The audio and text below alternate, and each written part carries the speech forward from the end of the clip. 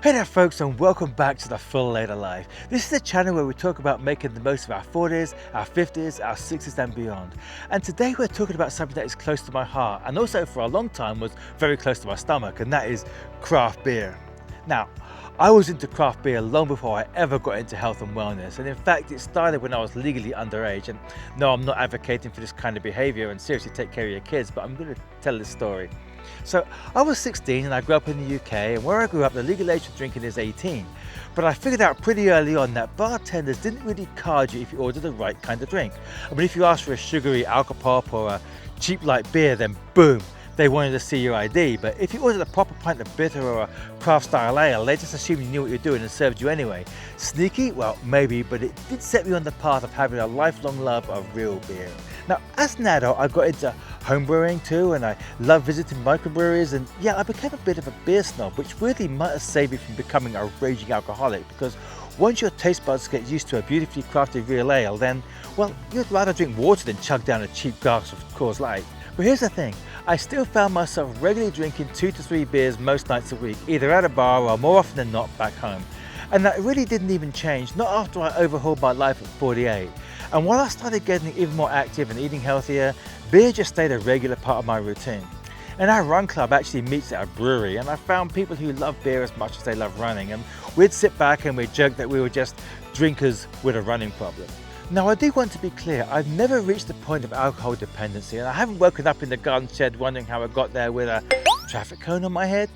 Well, not since my mid-20s anyway. And these days I don't drink enough to get hangovers, but I have woken up sluggish with that low energy and that weird fuzzy brain feeling that just kind of slows you down somewhat. And I know people just love to say, you know what, I can quit any time, but I've actually worked in places where drinking was culturally frowned upon for extended periods of time, and I've never had the urge to start making moonshine in my hotel bathroom or anything like that. But that first beer in the airport on the way home, yeah, that always tastes good when that happens. And when I'm training for races, I stop drinking entirely at least a week before anything longer than a 10K, and a whole month before a marathon. And even a 10K or a 5K race, I won't drink the night before, with no cravings, no cold sweats, and it's all just part of the process really. Except maybe that one time I was working on a film shoot in Park City, Utah. You know, we'd wrap the shoot one day before I had to fly back to LA for a half marathon, and I'd been abstaining all week, and then our producer books our final dinner at this famous distillery, and he's paying for everything. Everyone's sampling the full lineup of whiskies and bourbons, and I'm just there sipping an iced tea and looking like I'm having a great time. And that wasn't easy because quite clearly everyone was having a better time than me. But it was race training that led me to discover non-alcoholic beer. And one evening after our weekly run, a few of us were just hanging out at the brewery and we were socializing, talking race prep, and one of the other runners, who was also abstaining from an upcoming race, ordered a non-alcoholic beer. And she turned to me and she said, "Hey, you know what, you might want to try one of these things, they actually taste pretty good." And that's one of the great things about having a community of like-minded people, because you kind of learn from each other and you still get to have a great time and enjoy the moment too. It's fantastic actually. Now, I do remember when non-alcoholic beers tasted like the sad remains of a 3-day-old cup of tea, but these days they are legitimately good. And the first ones I tried were from Athletic Brewing, and they literally blew me away. They tasted just as good as many of the real craft ales that I'd had before. Athletic beer, made for athletes, I guess it makes sense now, doesn't it? And these days, even bars and breweries stock them for non-drinkers and designated drivers. And due to the growing popularity of Athletic, many other beer brewers have gotten on the act too. And the Trail Pass series by Sierra Nevada is now one of my favorite new go-tos. And the NA IPA, honestly, tastes better than some of the actual IPAs I've had at brew pubs. And here's a bonus. Non-alcoholic beers usually have way fewer calories, and beer calories, as we all know, are mostly empty. And if you've ever seen or had a beer belly, then you know what I'm talking about. And when I was over 200 pounds, I'm pretty sure that some of that weight came straight from my beer fridge. And so for me, it started with race training, and thanks to more bars, restaurants and breweries keeping NA beers in stock, I didn't have to give up the social part of beer culture either.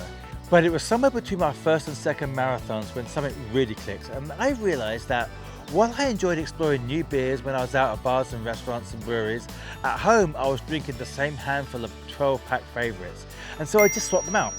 NA beers are sold in grocery stores everywhere, and they tasted great, and so I started buying those instead because they came in 12 packs too. So now, unless I'm entertaining or I bought something special back from a trip, or maybe bought a case of beer to create B-roll shots for a YouTube video, I mean, it's not like I can return them to the grocery store, so what else am I going to do with them? Apart from that, I'm usually drinking non-alcoholic beer at home. After run club, sure, I'm having regular beer with the runners. When I'm out with friends, of course I'm going to have a pint with them. Take car, go to Mum's, kill Phil, grab Liz, go to the Winchester, have a nice cold pint and wait for all this to blow over. You know, and maybe on occasion I'll sip on a glass of wine at dinner if the meal calls for it, but on a weeknight in front of TV, mostly I'm going to crack open an Athletic or a Trail Pass and I'm good. And also with NA beer, I don't get that just one more thought, you know, one or two and I'm done. I enjoy it and then I move on. But with regular beer, you know how it goes, you know, yeah. Binge watching a series on Netflix and it hits 10:30 at night and you think, just one more episode. And then you figure, well, if I'm watching one more episode, then I might as well grab one more beer to go with it. And the next thing you know, it's 3 a.m, you finish the season, you're mildly buzzed, and you're still wondering if contestant 456 will ever get his revenge for what he went through in the Squid Games.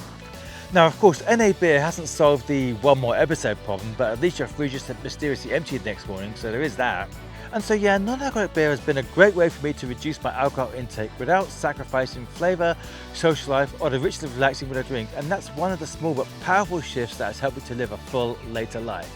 And now of course, if alcohol dependency is something that you struggle with, then please seek out real support like AA meetings or a therapist or whatever path works for you. But if you're just looking to drink less and live a little better, well, this is something that has really worked for me, and so I figured I'll just share it with you guys. I really want to thank you for joining me on this journey of living a full later life. And you know what? Please just drop a comment and let me know if you've made any changes to your lifestyle, because your story might help someone else who's looking for ideas.